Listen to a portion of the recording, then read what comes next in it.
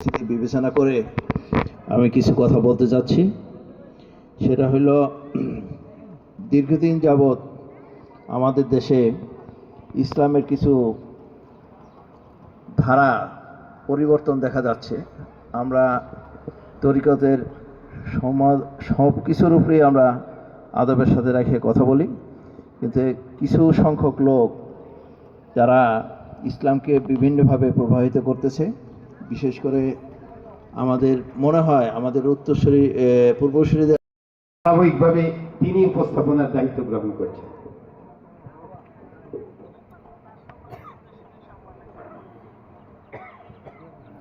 আসসালামু আলাইকুম ওয়া রাহমাতুল্লাহি ওয়া বারাকাতুহু। সম্মানিত যিনি খাদেম ও গোলাম নারিশা পাক দরবার শরীফ, নারিশা দরবার শরীফ।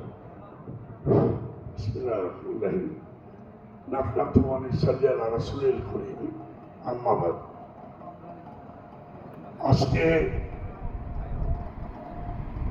মাদ্রাসা উদ্বোধনী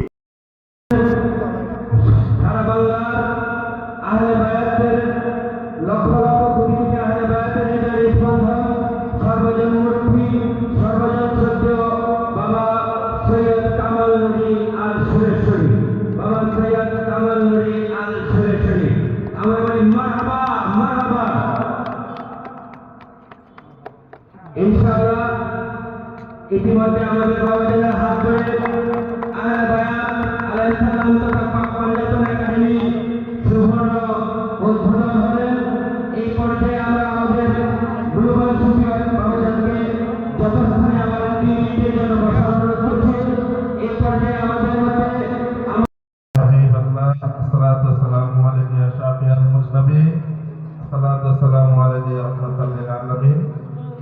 আজ বিশ্ব সুফি সংস্থা ঢাকা দক্ষিণ দোহার নবাবগঞ্জের যে সমন্বিত